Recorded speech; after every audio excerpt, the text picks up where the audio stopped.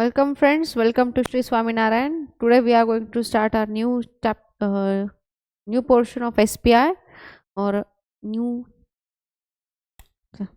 Welcome friends, welcome to Sri Swaminarayan. Today we are going to start our new lecture of SPI, right?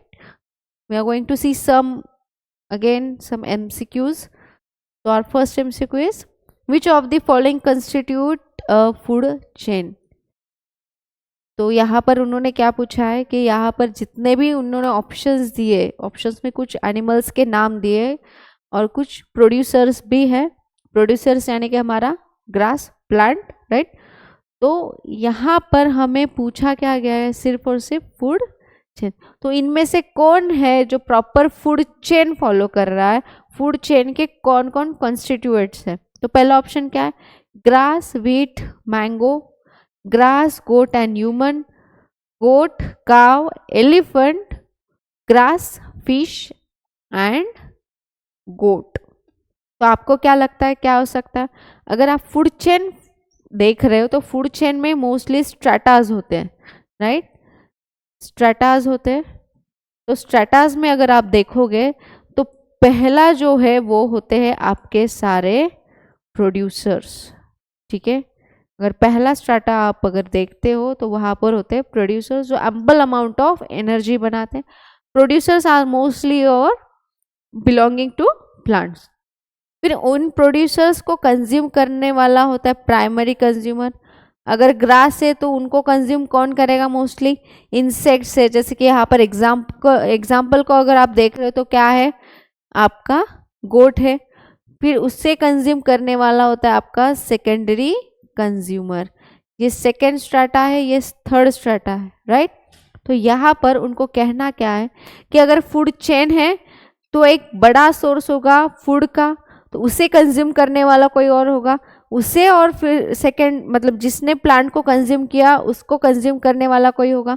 फिर से humans अगर यहाँ पर है तो ह्यूमंस को फिर से डिटोरिएट करके अलग उनको डिकम्पोज करने वाला कोई होगा, राइट.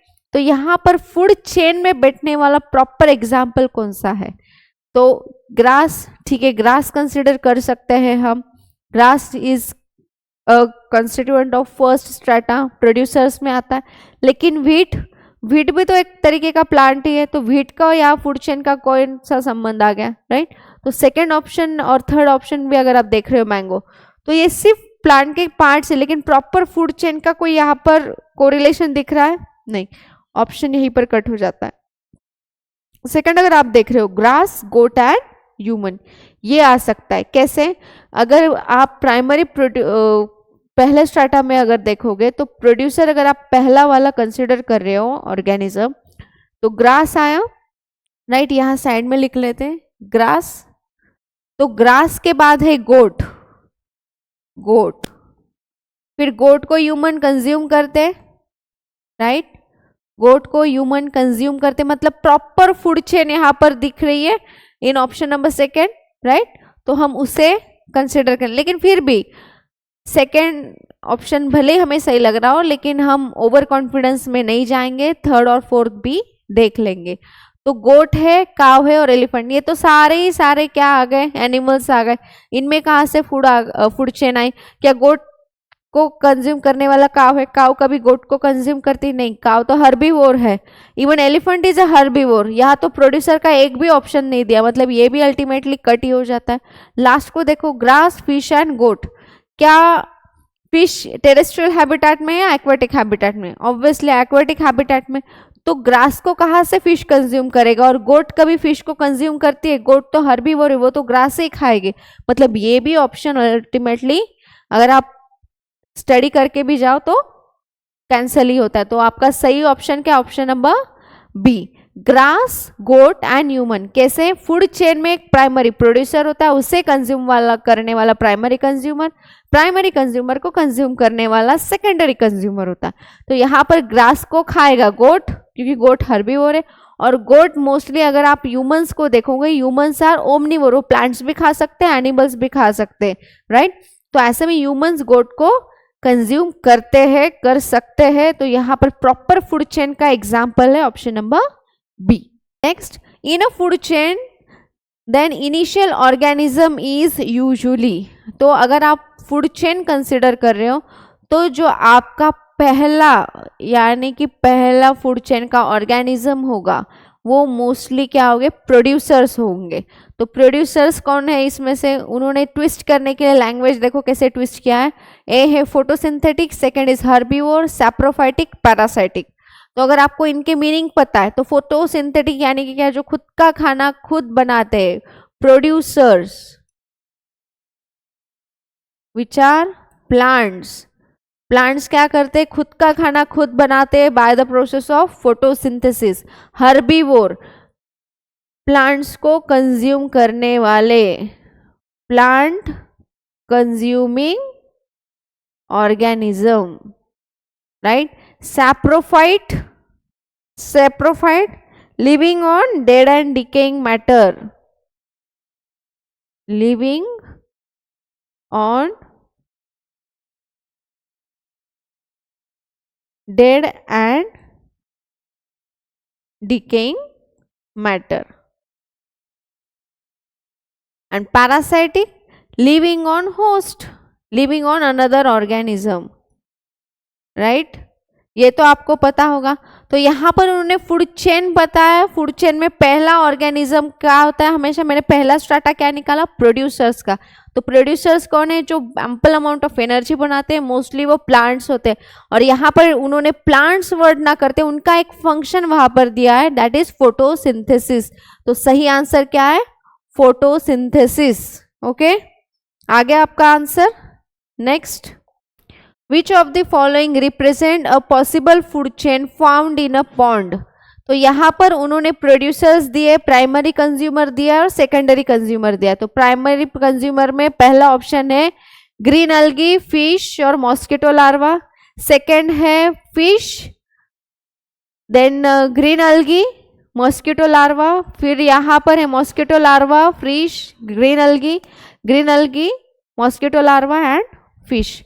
अगर यहाँ पर एक्वेटिक इकोसिस्टम में भी अगर आप देख रहे हो तो वहां पर भी इन एक्वेटिक इकोसिस्टम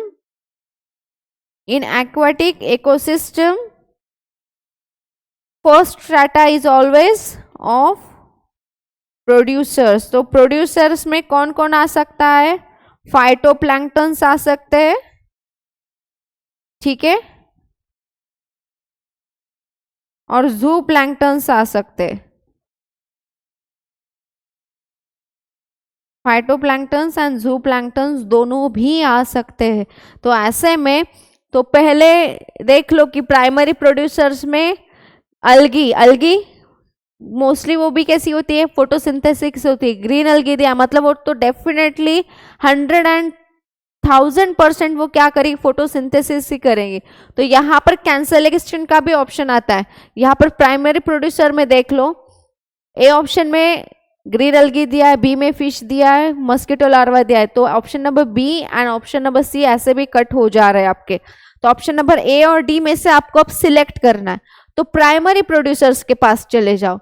तो ऑप्शन नंबर ए में क्या दिया, green algae, fish and mosquito larva.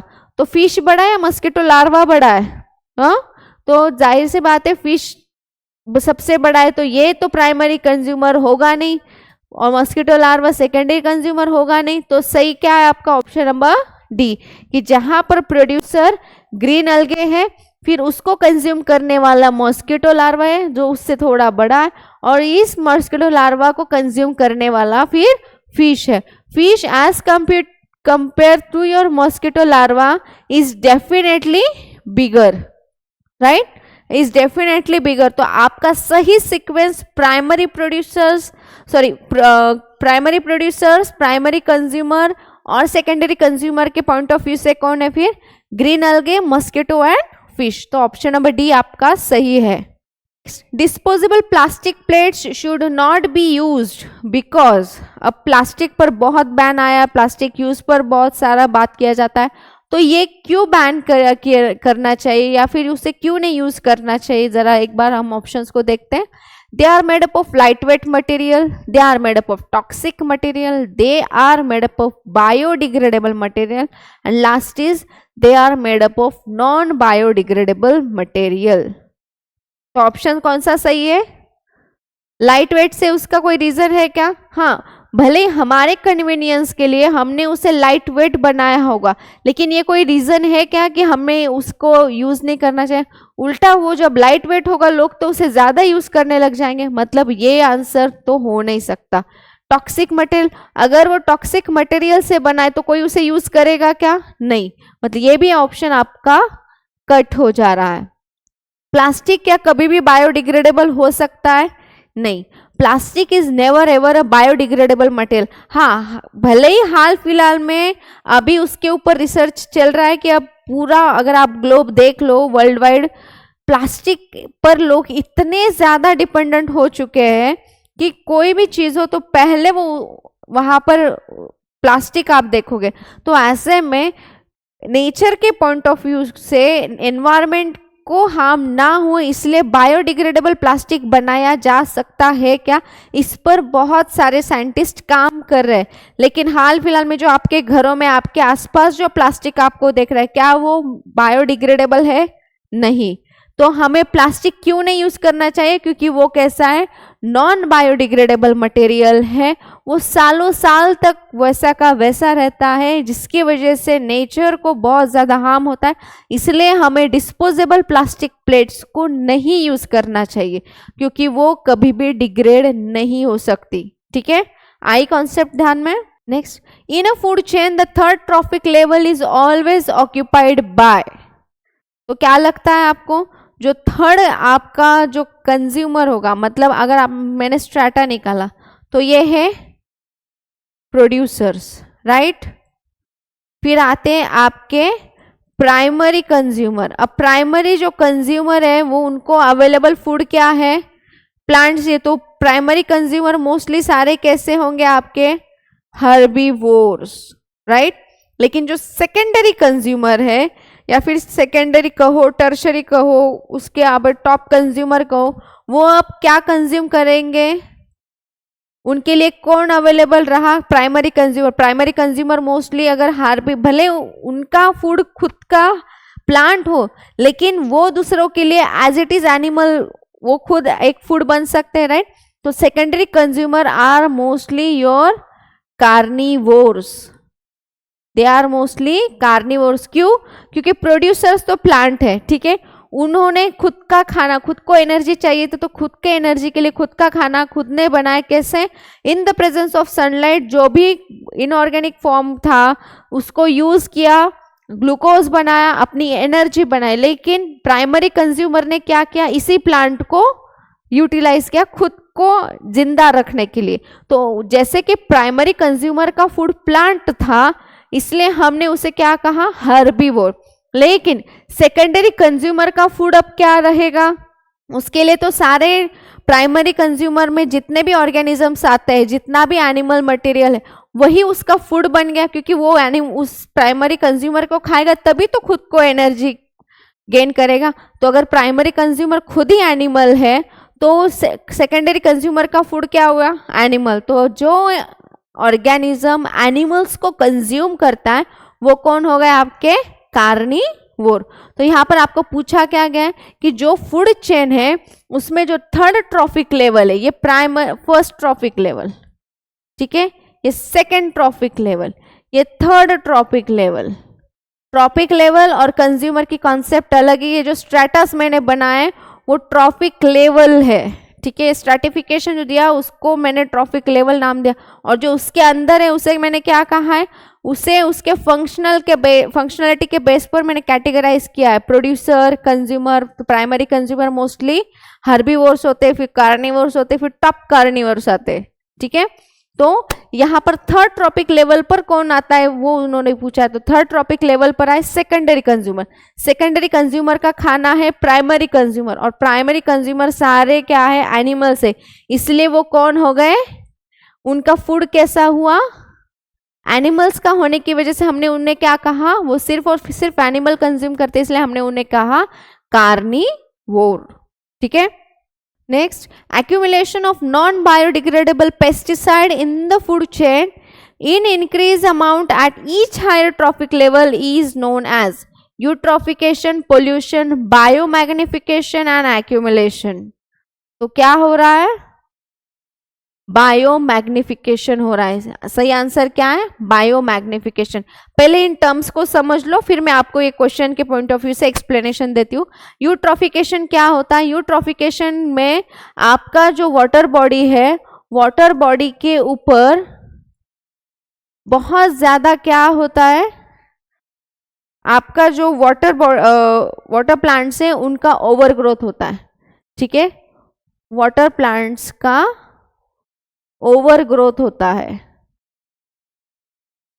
क्यों वो ओवर ग्रोथ होता है? क्योंकि जो वाटर बॉडी थी, सपोज ये पॉन्ड है, ठीक है, आसपास अगर कहीं फार्म एरिया वगैरह हो तो इस पॉन्ड में जो भी पानी आ रहा है तो उसमें हायर कॉन्सेंट्रेशन ऑफ NPK होता है। क्यों? क्योंकि फार्मर्स जो एक्सेस फर्टिलाइजर यूज करते हैं, तो जितना प्लांट्स को चाहिए था उन्होंने यूज किया, जो एक्स्ट्रा था वो एज इट इज सॉइल में रहा। जब बारिश आई तो बारिश ने क्या किया, जो ये एक्स्ट्रा NPK था, यानी कि आपका नाइट्रोजन, फॉस्फेट और पोटेशियम, उसको धुल दिया, और धुल कर फिर वो ग्राउंड वाटर के साथ जाकर मिक्स कहाँ पर हो गया? आपके पॉन्ड वाटर में। और यहाँ पॉन्ड कहो या फिर लेक भी हो सकता है, रिवर भी हो सकती है। तो ये पॉन्ड और लेक में अब बहुत ज़्यादा क्वांटिटी ऑफ NPK होने की वजह से जो यहाँ इसके आसपास जो छोटे छोटे प्लांट्स हुआ करते थे, अब वो क्या करने लगे, वाटर बॉडीज के अंदर भी बहुत ज़्यादा NPK होने की वजह से उन्होंने ये सारी टेरिटरी क्या कर ली? ऑक्यूपाई कर ली। अब ये जो पूरा लेक, पॉन्ड, रिवर या फिर जो आपका वाटर बॉडी था, वो सारा किससे भर गया? प्लांट से भर गया। यूजुअली प्लांट्स को हम कहाँ देखते थे? जो भी सॉइल सरफेस है, सॉइल सरफेस के आसपास जितना पानी था वहाँ पर ही हम देखते थे। ठीक है, कैसे? प्रॉपर डायग्राम के हिसाब से अगर जाए तो कंसिडर करो ये छोटा सा कोई एक हिल वगैरह है या फिर छोटा माउंटेन एरिया है, ठीक है, उसके आसपास ये वाटर बॉडी है। ठीक है, अब प्लांट्स हम कहाँ देखेंगे? यहाँ पर सॉइल होने की वजह से सिर्फ प्लांट्स मैक्सिमम ये इतना ही टेरिटरी कंज्यूम करेंगे। यहाँ पर NPK नहीं, उनको लगने वाला कोई भी न्यूट्रिएंट इस पूरे वाटर में नहीं है, तो वो यहाँ पर जाएंगे क्या? नहीं। लेकिन जो फार्मर्स ने एक्सेस ऑफ फर्टिलाइजर्स का यूज किया था, जो एक्सेस फर्टिलाइजर्स अब क्या हो गए? रेन वाटर के साथ वॉश ऑफ हो गए। ठीक है, रेन वाटर के साथ वॉश ऑफ हुए और कहाँ आकर मिल गए? अब सरफेस वाटर थ्रू या फिर ग्राउंड वाटर थ्रू, दोनों मीडियम से वो कहाँ है? इस वाटर बॉडी में।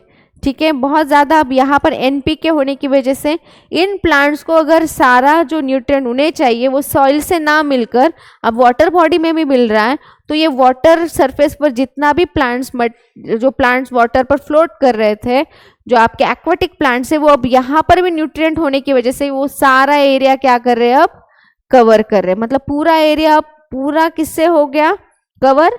आपके एक्वाटिक प्लांट से। तो नीचे की जो एक्वाटिक इकोसिस्टम है, जहाँ पर फिशेस रहते थे, प्लैंक्टन्स रहते थे, लार्ज फिशेस हुआ करती थी, उनको अब ऑक्सीजन नहीं रहता, क्योंकि जो ऑक्सीजन है वो सारा कौन कंज्यूम कर ले रहा है? ये प्लांट्स ही। ठीक है, तो ऐसी जो कंडीशंस होती है वो होती है यूट्रोफिकेशन। पोल्यूशन, उसके बारे में बोलने की जरूरत नहीं, हर एक को पता है पोल्यूशन क्या होता है। एक्यूमुलेशन इज जस्ट, एक्यूमुलेशन किसे कहोगे? जो हमने ट्रॉफिक लेवल्स देखे थे। अगर सपोज कोई पॉइजनस मटेरियल है, ठीक है, ये ट्रॉफिक लेवल है फर्स्ट, ये सेकंड, थर्ड और ये सपोज फोर्थ ट्रॉफिक लेवल है, तो कोई अगर सपोज केमिकल है, हम लेते हैं मर्क्यूरी, तो मर्क्यूरी जो है Hg, ठीक है, उसका मॉलिक्यूलर फॉर्मूला लिख देते हैं। मर्क्यूरी जो है, फॉर एग्जाम्पल, ये प्रोड्यूसर्स जो है उनकी बेसिक रिक्वायरमेंट अगर न्यूट्रिएंट के साथ साथ वाटर वगैरह है, वाटर में से उनके बॉडी में अगर मर्क्यूरी चला गया तो यहाँ पर जितने भी प्रोड्यूसर्स थे उन सब में अब मर्क्यूरी दिखेगा। लेकिन क्या वो हर एक ट्रॉफिक लेवल जैसे जैसे वो कंज्यूम हो रहा है, हर एक ट्रॉफिक लेवल में मर्क्यूरी दिख रहा है क्या? अभी नहीं। सिर्फ और सिर्फ एक ही स्ट्रेटा के हर एक ऑर्गेनिज्म में वो मर्क्यूरी दिख रहा है। मतलब ये क्या हुआ? सिर्फ और सिर्फ एक्यूमुलेशन हुआ, उसको बढ़ा नहीं। वो बढ़ेगा कब? बायोमैग्निफिकेशन कब कहोगे? जब ये मर्क्यूरी, अब फर्स्ट ट्रॉफिक लेवल से सेकंड ट्रॉफिक लेवल में जाएगी। और कैसे जाएगी, ये जो प्रोड्यूसर है उनको प्राइमरी कंज्यूमर जब कंज्यूम करेंगे तो प्राइमरी कंज्यूमर की बॉडी में ये जो मर्क्यूरी है वो डिपॉजिट होने लगेगा, थोड़ा थोड़ा करके डिपॉजिट होगा। जब इन प्राइमरी कंज्यूमर्स को सेकेंडरी कंज्यूमर कंज्यूम करेगा तो अब ये जो मर्क्यूरी है प्राइमरी कंज्यूमर से अब किसके पास चला गया, पूरा सेकेंडरी कंज्यूमर के बॉडी में एक्यूमुलेट होने लगा। तो ऐसे थोड़ा थोड़ा करके जब ये मर्क्यूरी का बहुत ज़्यादा एक्यूमुलेशन हर एक ट्रॉफिक लेवल में बढ़ता है तो उसका क्या होता है, बायोमैग्निफिकेशन। मतलब जो पहले सिर्फ एक ही ट्रॉफिक लेवल में दिखा करता था अब वो हर एक ट्रॉफिक लेवल में दिखने लग गया है। क्यों, क्योंकि वो सारा जो ट्रॉफिक लेवल एक दूसरे के ऊपर इंटर डिपेंडेंट है। प्रोड्यूसर के ऊपर प्राइमरी कंज्यूमर डिपेंडेंट था, प्राइमरी कंज्यूमर के ऊपर सेकेंडरी कंज्यूमर डिपेंडेंट था।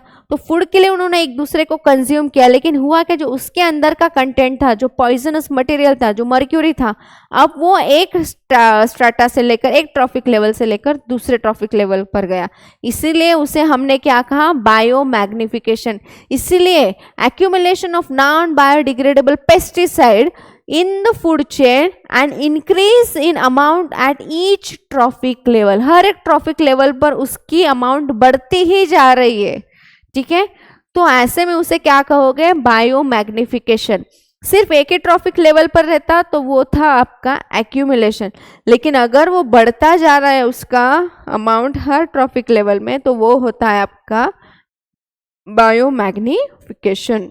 If a grasshopper is eaten by a frog, then the energy transfer will be from। अब grasshopper क्या है, grasshopper किस पर फीड कर रहा है, ग्रास के ऊपर, तो वो कौन हो गया आपका प्राइमरी कंज्यूमर। और ग्रासहॉपर को अगर फ्रॉग कंज्यूम कर रहा है तो फ्रॉग क्या होगा आपका सेकेंडरी कंज्यूमर। अगर ज़्यादा कंफ्यूजन हो रहा है तो स्ट्रेटा बना लो। तो उन्होंने क्या दिया है, दो एग्जाम्पल्स, ग्रास हॉपर दिया है और फ्रॉग दिया है। लेकिन ग्रास हॉपर का फूड क्या है, ऑब्वियसली प्लांट है या फिर ग्रास है, तो पहले ग्रास लिख लो, ठीक है। ग्रास हॉपर को, ग्रास को कंज्यूम करने वाला कौन है, ग्रास हॉपर, ठीक है। और ग्रास हॉपर को कौन कंज्यूम कर रहा है, फ्रॉग। तो पहला ग्रास हॉपर जिसे कंज्यूम कर रहा है वो क्या हो गया आपका प्रोड्यूसर, तो आपका ग्रास हॉपर क्या हो गया प्राइमरी कंज्यूमर, और फ्रॉग हो गया आपका सेकेंडरी कंज्यूमर, ठीक है। तो यहाँ पर उन्होंने एग्जाम्पल्स के पॉइंट ऑफ व्यू से आपको एनर्जी ट्रांसफर पूछा है कि ग्रास हॉपर और फ्रॉग क्या है। तो ग्रास हॉपर है आपका प्राइमरी कंज्यूमर और फ्रॉग है आपका सेकेंडरी कंज्यूमर। एनर्जी ट्रांसफर हो रहा है ग्रास हॉपर से फ्रॉग तक, मतलब प्राइमरी कंज्यूमर से सेकेंडरी कंज्यूमर के पास एनर्जी ट्रांसफर हो रहा है। System includes all living organism, non living objects, both living organism and non living objects, all living organism and input of sun energy. तो सही आंसर क्या है, ecosystem is made up of biotic and abiotic factor, that is both living and non living things, ठीक है। तो ecosystem की definition ही वही है, it is consist of biotic and abiotic factors। The decomposer in an ecosystem, तो options क्या है, convert inorganic material to simpler form, convert organic material into inorganic form, convert inorganic material into organic compounds and do not break down the organic compounds। तो सही answer क्या है, जो कुछ भी आपका ऑर्गेनिक मैटर है उसको वो इनऑर्गेनिक फॉर्म में भेजता है, जो जहाँ से आया वहीं पर गया। मोस्टली बड़े लोग कहते थे कि मिट्टी से आना है और मिट्टी में ही मिल जाना है, राइट। ये बहुत सारे लोग जो पुराने लोग हैं वो हमेशा कहते हैं जहाँ से आए हो वहीं पर जाना है, मिट्टी से आए मिट्टी में ही जाना है। तो soil is a mostly made up of inorganic material. तो कोई भी अगर एक इमेजिन करो कि एक बॉडी है जिसने अपनी लाइफ कंप्लीट की है और वो डेड हो चुकी है, राइट। तो डेड होने के बाद वो सड़ने गलने लगती है, डिकम्पोजर्स अपना काम करे, उसे सड़ाने गलाने का काम करे। लेकिन वो जो डिकम्पोजर से मोस्टली करते क्या है, इस पूरा हमारी बॉडी क्या है, एक ऑर्गेनिक मटेरियल है, इसको फिर से सॉइल में डाल रहे हैं। तो सॉइल में अगर जा रहा है तो किस फॉर्म में जाएगा, सारा इनऑर्गेनिक फॉर्म में जाएगा। इसलिए कहते हैं that decomposer convert organic material into inorganic form, ठीक है। What will be if deer is missing in the food chain given below? तो फूड चेन में क्या क्या है, ग्रास, डियर और टाइगर। तो ऑप्शंस में क्या बताया उन्होंने, कंडीशंस दिए हैं। यहाँ पर उन्होंने कंडीशन दी है कि अगर ये जो फूड चेन दिया है तो उसमें से अगर जो डियर है वही ना रहे तो क्या होगा। तो ऑप्शंस देखो, the population of tigers increases, the population of grass decreases, tiger will start eating the grass, the population of tiger decreases and the population of grass increases। तो क्या लगता है आपको कि अगर ये एक फैक्टर जो है आपके फूड चेन का वही चला जाए तो क्या होगा। अब टाइगर पूरा किस पर डिपेंडेंट, टाइगर तो कार्निवोर है, वो तो प्लांट्स खाएगा नहीं, वो हर्बीवोर के हैबिटेट में जाएगा नहीं। अगर टाइगर कार्निवोर है, उसका फूड अगर डियर ही है, डियर ही नहीं रहे तो टाइगर खाएगा क्या, जिंदा कैसे रहेगा टाइगर, राइट। तो अल्टीमेटली मोस्टली क्या होगा, क्या टाइगर का नंबर इंक्रीज होगा, बिल्कुल नहीं। अगर टाइगर पूरा डियर पर अपने फूड के लिए डिपेंडेंट है, वो एक इम्पोर्टेंट फैक्टर है टाइगर के डेली हैबिट का खाने का, तो कैसे टाइगर का नंबर इंक्रीज होगा, क्योंकि हमने डियर को ही निकाल लिया, पूरे फूड चेन में से डियर को ही निकाल लिया। तो टाइगर के लिए सिर्फ ऑप्शन क्या बचा, grass.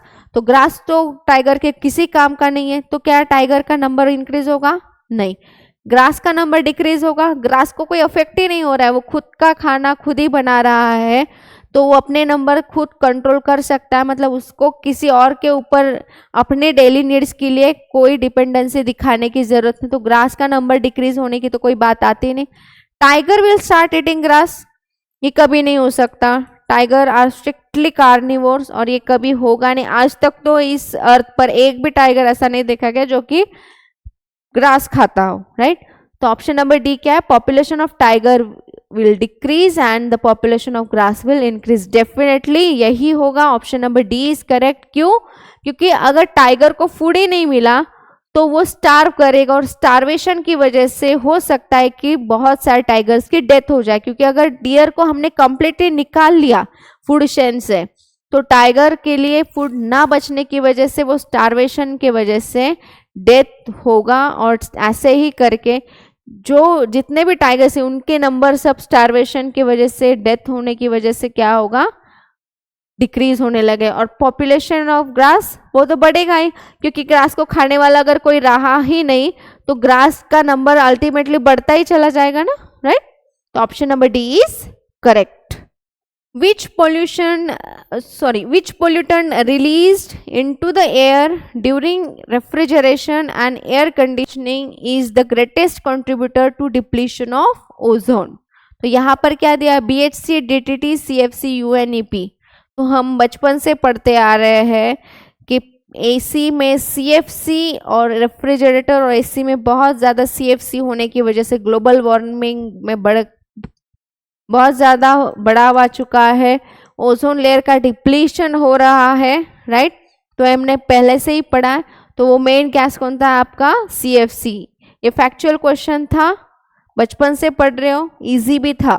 In an ecosystem the flow of energy is unidirectional, flow of material is unidirectional, flow of material is cyclic, the flow of energy is cyclic.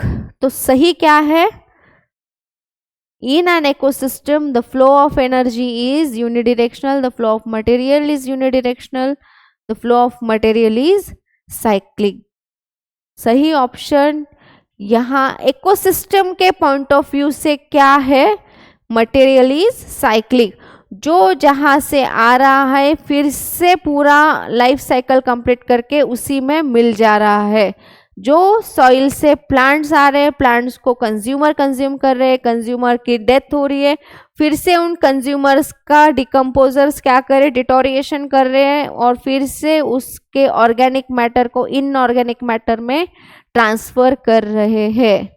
अगर आप एनर्जी के पॉइंट ऑफ व्यू से उस बात को देख रहे हो तो यहाँ पर उन्होंने स्पेसिफाई नहीं किया है कि हाँ ये स्पेसिफिक टाइप की फूड चेन है और इस फूड चेन में एनर्जी का फ्लो यूनिडायरेक्शनल है। भले ये बात सही हो कि एनर्जी का जो फ्लो है वो यूनिडायरेक्शनल होता है, लेकिन यहाँ पर आपको इकोसिस्टम के बारे में पूछा है, ना कि एनर्जी के बारे में। यहाँ पर उन्होंने कोई एग्जाम्पल भी नहीं दिया कि हाँ ये स्पेसिफिक टाइप की फूड चेन है और यहाँ पर एनर्जी का फ्लो यूनिडायरेक्शनल है या नहीं, राइट। तो इकोसिस्टम के पॉइंट ऑफ व्यू से अगर आप देख रहे हो तो वहां पर जो मटेरियल्स है वो flow of material is always cyclic, जहां से जो आया फिर से अपनी लाइफ साइकिल सब कुछ लाइफ जीकर कंप्लीट करके फिर से उसी में समा गया, ठीक है। तो यहाँ पर कंफ्यूजन हो सकता है एनर्जी के पॉइंट ऑफ व्यू से, मटेरियल के पॉइंट ऑफ व्यू से, लेकिन क्वेश्चन को ध्यान से देखो, वहां पर उन्होंने स्पेसिफाई नहीं किया हुआ, कोई फूड चेन नहीं दी हुई। तो अगर सिर्फ और सिर्फ इकोसिस्टम है तो मटेरियल्स के बारे में, अगर वहां पर वो क्वेश्चन कंटिन्यू करके आगे कुछ अगर कोई फूड चेन का एग्जाम्पल देते तो फूड चेन को देखकर हम बता सकते थे कि हाँ वहां पर क्या है, ठीक है। तो वहां पर फूड चेन के पॉइंट ऑफ व्यू से एनर्जी का फ्लो आ सकता था, लेकिन अगर इकोसिस्टम है तो इकोसिस्टम में क्या होता है, मटेरियल के पॉइंट ऑफ व्यू से फ्लो देखा जाता है। The river water is said to be polluted with acidic waste if the pH of river water is, यहाँ पर फिर से उन्होंने कंडीशन ही दी है कि हम कह रहे हैं कि जो रिवर वाटर है उसका जो पीएच है वो कैसा है, एसिडिक है, ठीक है। तो अगर आप नॉर्मली अगर फूड आपका पीएच देख रहे हो तो पीएच मोस्टली कैसा होता है, एसिडिक, बेसिक एंड न्यूट्रल। तो न्यूट्रल पीएच मोस्टली क्या होता है, 7। हम स्पेसिफिक वैल्यूज में नहीं जाएंगे, ओवरऑल उसका व्यू देख रहे हैं पीएच का, पीएच के जो रेंज है तो पीएच का हम एक ओवरऑल व्यू देख रहे हैं। तो मोस्टली हम क्या कहते हैं, जो 7 होता है पीएच, वो पीएच 7 मोस्टली कैसा होता है, न्यूट्रल। 7 से बिलो अगर होगा तो वो कैसा होगा, एसिडिक। 7 से अबव अगर होगा तो वो कैसा होगा, बेसिक इन नेचर। तो यहाँ पर उन्होंने क्या बोला है कि जो पोल्यूटेड रिवर जो है वो पोल्यूटेड है किससे, एसिडिक वेस्ट से। तो एक्सपेक्टेड क्या है कि अगर एसिडिक वेस्ट है तो पीएच भी कैसा होगा वहां का, एसिडिक होगा। अगर एसिडिक वेस्ट है तो वहां पर फिर पीएच क्या होगा, 0 होगा क्या, नहीं, बिल्कुल नहीं। अबव 7 होगा, नहीं, अबव 7 तो बेसिक आया, लेकिन पानी में सारा वेस्ट किसका है, एसिडिक वेस्ट है, तो बेसिक वेस्ट नहीं है, तो बेसिक अबव 7 तो आएगा ही नहीं। बिलो 7, हाँ बिलो 7 होगा क्योंकि एसिडिक वेस्ट है, और हमने अभी पढ़ा कि पीएच की जो नॉर्मल रेंज अगर हम देख रहे हैं तो 7 न्यूट्रल है, 7 के बिलो एसिडिक पीएच आते हैं सारे, और 7 के आगे सारे कैसे होते हैं, बेसिक पीएच। रिवर पोल्यूटेड है, एसिडिक वेस्ट है, जाहिर सी बात है उसका पीएच कैसा होगा, एसिडिक, यानी कि बिलो 7। और एग्जैक्टली 7 क्या होता है, बेसिक, तो कभी वो बेसिक होगा नहीं, ठीक है। तो ये यहाँ पर वो एग्जैक्टली 7 जो है वो कैसा है आपका, न्यूट्रल। तो यहाँ पर न्यूट्रल की हम बात ही नहीं कर रहे, हम बात कर रहे हैं एसिडिक वेस्ट की, तो वो है बिलो 7। आपका आंसर क्या है, below 7। Next, one of the following does not contribute in producing acid rain. This one is sulfur dioxide, carbon dioxide, nitrogen oxide and carbon monoxide. तो क्या है सही आंसर, क्या है, एसिड रेन में कौन ने पार्ट ले रहा, आपका कार्बन मोनोऑक्साइड, ठीक है। फैक्चुअल क्वेश्चन है ग्लोबल वार्मिंग का, आप देख लो।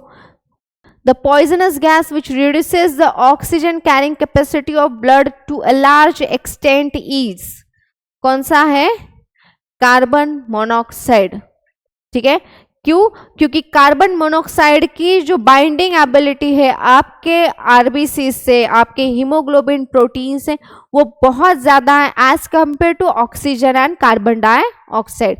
अगर बाइंडिंग कैपेसिटी देखोगे, पार्शियल प्रेशर वो उसका कर्व वगैरह अगर आप पढ़ रहे हो तो वहाँ पर देखोगे कि कार्बन डाइऑक्साइड से भी ज़्यादा एफिनिटी किसकी है, कार्बन मोनोऑक्साइड की, ठीक है।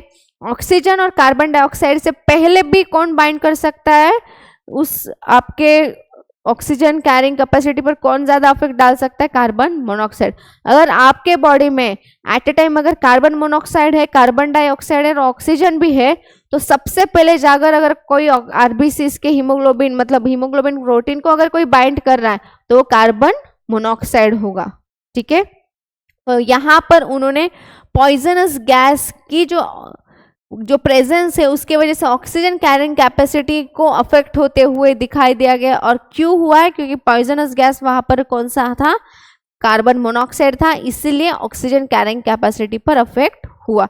और वो इतना स्ट्रॉन्ग बाइंडिंग होता है कि वो इजीली आरबीसी को छोड़ता भी नहीं, अगर एक बार उसने ऑक्यूपाई कर ली स्पेस तो कर ली।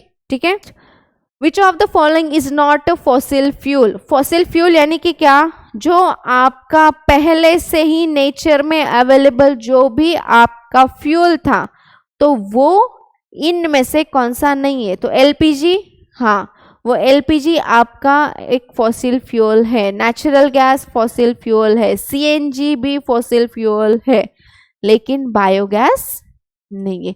बायोगैस आप खुद प्रोड्यूस करते हो। ठीक है, बायोगैस कैसे प्रोड्यूस कर सकते हो?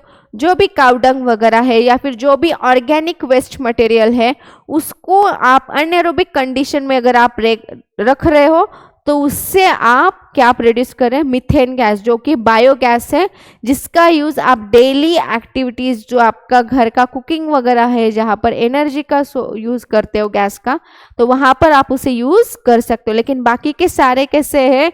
रिजर्व्ड स्टोर ऑफ फ्यूल से जो सालों साल से अर्थ के अंदर कुछ स्पेसिफिक एनवायरमेंटल कंडीशंस की वजह से ये गैसेस तैयार हुए थे, इसीलिए इनका सोर्स भी लिमिटेड है और उनका जो अमाउंट है वो भी लिमिटेड है। एक बार वो खत्म हो गया तो हमें काफी सालों तक वेट करना पड़ेगा फिर से वो बनने के लिए। ठीक है, तो यहाँ पर नॉट पूछा है, नॉट क्या कि इनमें से क्या फॉसिल फ्यूल नहीं है, तो बायोगैस फॉसिल फ्यूल नहीं है। Black lung disease is common in farmer, worker of petrochemical industry, coal miner and refinery works। तो क्या है? कोल माइनर। जो कोल माइन में वर्क करने वाले वर्कर्स होते, ज्यादा से ज्यादा वहां पर कोल का डिगिंग का काम चलता है और डिगिंग के काम की वजह से बहुत ज़्यादा वहाँ पर कोल के डस्ट पार्टिकल है और ये सारे पार्टिकल्स इनहेल करके इन वर्कर्स के लंग में डिपॉजिट हो जाते हैं, इसलिए उनके लंग्स बहुत ज़्यादा इस ब्लैक मटेरियल से कार्बन के जो पार्टिकल्स है उससे डिपॉजिट होता है, इसलिए उन्हें ब्लैक लंग डिसीज होता है और ये मोस्टली कोल माइनर्स में बहुत कॉमनली देखा जाएगा। Next, high amount of Escherichia coli in water is indicator of hardness of water, industrial pollution, sewage pollution, presence of chlorine in water. तो हार्डनेस ऑफ वाटर मोस्टली क्यों होता है? क्योंकि वहां पर सॉल्ट्स का कॉन्सेंट्रेशन बढ़ता है, तो पहला ऑप्शन तो कट गया। इंडस्ट्रियल पोल्यूशन की वजह से केमिकल्स जो है उनकी क्वांटिटी बढ़ेगी, ना कि आपके ये स्पेसिफिक टाइप के बैक्टीरिया के, क्योंकि अगर ये जो बैक्टीरिया है इस्टर्शिया कोला, अगर ये आपने को इंडस्ट्रियल पोल्यूशन के वक्त देखने मिला, वही नहीं सर्वाइव कर पाएगा इंडस्ट्रियल पोल्यूटेंट्स को, क्योंकि इंडस्ट्रियल पोल्यूशन में जो पोल्यूटेंट्स होते हैं मोस्टली हार्मफुल केमिकल्स होते हैं, जहां पर हम जैसे ह्यूमंस नहीं सर्वाइव कर पाते, ये छोटा सा बैक्टीरिया कैसे सर्वाइव करेगा। सीवेज पोल्यूशन, यस, क्योंकि सीवेज में मोस्टली आपका जो घर का सीवेज है वो आता है, घर के सीवेज में आपके सारे जो स्टूल्स है तो उसमें आपके स्टूल्स में गट बैक्टीरिया में आपका इस्चर्शिया कोलाई भी आता है, वो भी आपके स्टूल्स के साथ साथ पास होता है। तो सीवेज पोल्यूशन में मोस्टली आपको ई कोलाई का अमाउंट बहुत ज़्यादा देखने मिलेगा। Chlorine, chlorine kills the bacteria, तो अगर क्लोरीन पानी में ज़्यादा है तो बैक्टीरिया ही नहीं रहेगा, पहली बात तो इसके हाई अमाउंट बढ़ना तो बहुत दूर की बात है। ठीक है, तो सही ऑप्शन है sewage pollution. Eutrophication of water body leading to the killing of fishes is mainly due to non availability of oxygen, non availability of light, non availability of food and non availability of essential minerals. तो मैंने पहले ही कहा था eutrophication में biological oxygen demand बढ़ जाती है। यूट्रोफिकेशन में जो वाटर बॉडी है पूरे आपके वाटर प्लांट से भरती, और जो अगर आपके वाटर बॉडी पर सारे वाटर प्लांट्स आ गए तो एयर का जो वाटर के साथ कांटेक्ट था वो नहीं होगा, वहां पर ऑक्सीजन डिफ्यूज नहीं होगा, और जो भी ऑक्सीजन है वो भी ये प्लांट्स क्या करने लगेंगे, कंज्यूम करने लगा। ये प्लांट से वो सारा ऑक्सीजन कंज्यूम करना स्टार्ट कर दिया तो नीचे एक्वाटिक इकोसिस्टम में जितने भी आपके एनिमल्स है, फिशेस हो, छोटे मोटे आपके कोई लार्वा वगैरह हो किसी दूसरे एक्वाटिक ऑर्गेनिजम्स का, वो नहीं जी पाएंगे, ठीक है। तो वहां पर उनका जो किलिंग है फिशेस का हो या बाकी ऑर्गेनिज्म का, एक्वेटिक ऑर्गेनिजम्स का, वो क्यों होता है, क्योंकि उनको ऑक्सीजन नहीं मिलता इसीलिए। Next, eutrophication is caused by lack of algae in lake, abundant oxygen in plant, runoff of fertilizer in lake, excess nectons in lake। ये नेक्टॉन नहीं, ये प्लैंकटन है, ठीक है, ये प्लैंकटन है। ओके, तो यहाँ पर यूट्रोफिकेशन किसकी वजह से हो रहा है, मैंने अभी बोला वहाँ पर ज़्यादा से ज़्यादा फर्टिलाइजर्स का रन ऑफ होता है। पहले स्लाइड में मैंने जो एक्सप्लेनेशन दिया यूट्रोफिकेशन यानी कि क्या है, तो यूट्रोफिकेशन में होता क्या है, ये जो पानी के ऊपर जो सारे वाटर प्लांट्स बढ़ते हैं उनका नंबर क्यों बढ़ता है, क्योंकि जो पहले जहाँ पर वाटर और लैंड का कांटेक्ट था वहाँ के थोड़े ही डिस्टेंस पर वो प्लांट्स देखे जाते थे, क्यों, क्योंकि सॉइल से वो उनका न्यूट्रिएंट्स ले सकते थे, नाइट्रोजन, फॉस्फेट, पोटेशियम, जो उनका बेसिक नेसेसिटी है वो। लेकिन ये जो farmers excess of fertilisers use करते हैं, प्लांट्स को जितना चाहिए वो तो उन्होंने यूज किया, लेकिन बाकी का सॉइल में ही रहा, और जो सॉइल में जो फर्टिलाइजर्स था वो रेन वाटर की वजह से वॉश ऑफ हो गए, और वॉश होके कहाँ पर आए, सरफेस वाटर थ्रू ये सारे वाटर बॉडीज में आए, कुछ ग्राउंड वाटर के फॉर्म में आए, कुछ सरफेस वाटर के फॉर्म में, सारे आकर मिलकर ये वाटर बॉडीज में आकर मिल घुल गए। अब जो प्लांट्स सिर्फ सॉइल पर डिपेंडेंट थे, जो आपके वाटर प्लांट्स जो सॉइल मतलब वाटर बॉडीज के आसपास जो सॉइल थी उससे जो न्यूट्रिएंट लेकर खुद जी रहे थे, अब उनको वो सारा न्यूट्रिएंट प्लांट के अंदर भी मिल रहा है, तो वो क्यों अपना ग्रोथ नहीं बढ़ाएंगे, जाहिर सी बात है, अगर उनके सारे फेवरेबल कंडीशन है, सारा न्यूट्रिएंट मटेरियल उन्हें पूरे प्लांट में मिल रहा है, तो वो पूरा अपना टेरिटरी बढ़ाएंगे। तो इसके वजह से हुआ क्या कि ऑक्सीजन की डिमांड पहले तो बहुत ज़्यादा अब बढ़ गई, क्यों, क्योंकि जो उस प्लांट के नीचे वाटर सरफेस था उसमें रहने वाले जो एक्वाटिक इकोसिस्टम के ऑर्गेनिजम्स थे वो सारे अब क्या हो गए, ऑक्सीजन ना मिलने की वजह से उनका नंबर डिप्लीट होने लगा है, वो सारे इकोसिस्टम ही कोलैप्स होने लग गए। और ये प्लांट्स थे वो दिन में बाहर का एयर का ऑक्सीजन कंज्यूम कर रहे थे, रात को पानी में जो थोड़ा बहुत डिफ्यूज था वो भी कंज्यूम करने लग गए। तो ऐसे में उन ऑर्गेनिजम्स को कोई भी ऑक्सीजन का मॉलिक्यूल नहीं मिल रहा था, राइट। और ये जो यूट्रोफिकेशन है उसका मेन सोर्स क्या है, ये बढ़ावा किसके वजह से मिला, क्योंकि जो ज़्यादा run of surface run of से जो फर्टिलाइजर्स लेक में जाकर मिल गए थे उसकी वजह से ये सारी प्रॉब्लम्स आई, ठीक है। तो eutrophication is mostly caused by excess use of fertilizers, because these fertilizers are washed off from the runoff water and are mixed to the lake, and in lake this water plant starts to grow and ultimately biological oxygen demand increases.